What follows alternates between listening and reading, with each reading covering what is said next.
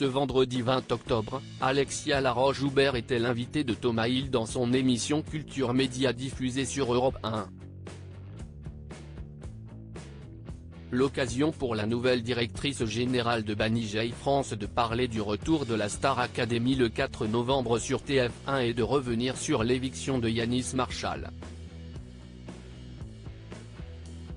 Thomas Hill a reçu Alexia Laroche-Joubert dans son émission Culture Média sur Europe 1.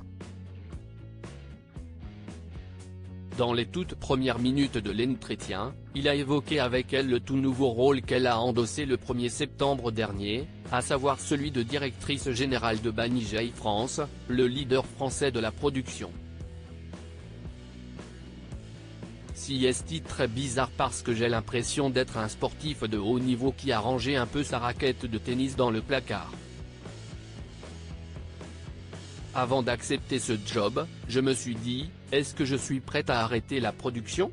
Parce que c'était mon métier pendant 30 ans, et je me suis dit, oui, j'ai envie de travailler sur la stratégie, de travailler avec des directeurs qui sont à la tête des différentes filiales du groupe, j'ai envie de les accompagner, qu'ils se sentent moins seuls, parce que quelquefois, ça m'est arrivé de me sentir seul, j'ai envie de voir comment on va travailler avec l'intelligence artificielle, j'ai envie de voir les enjeux globaux qu'on a sur le groupe, a-t-elle expliqué.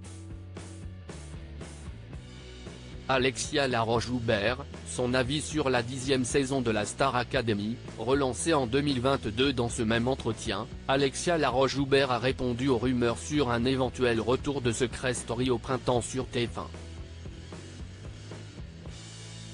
Je confirme qu'il y a des discussions, pas automatiquement sur Secret Story.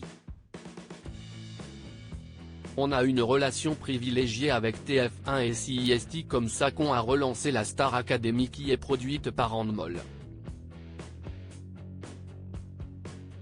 Ça fait partie évidemment des émissions iconiques, pour autant, ce n'est pas sûr que ça revienne, a-t-elle dit.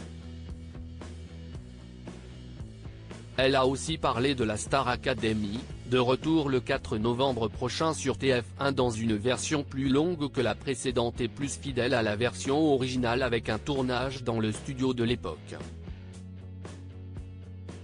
L'occasion pour elle de se remémorer ce qu'elle a ressenti en voyant la précédente saison, lancée en octobre 2022. Quand j'ai regardé, j'ai trouvé ça hyper charmant parce que vraiment, ça ressemblait à la saison 1 qu'on avait lancée.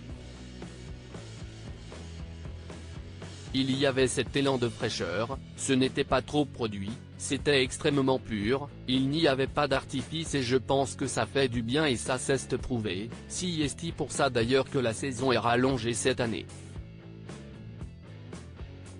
Yanis Marshall écarté de la Star Academy, Alexia Laroche-Joubert réagit sur Europe 1. Thomas Hill l'a ensuite interrogé sur les propos que Yanis Marshall a tenus dans une interview au Parisien, dans laquelle il a révélé avoir été écarté de la nouvelle saison de la Star Academy par TF1.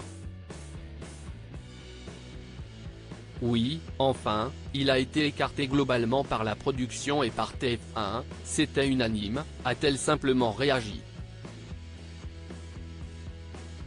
Elle a ensuite parlé des nouveaux visages au casting de cette nouvelle édition, avec notamment une nouvelle professeure de danse, Malika Benjeloun et 16 nouveaux élèves, dont une qui a déjà fait une apparition à la télévision, dans Quotidien.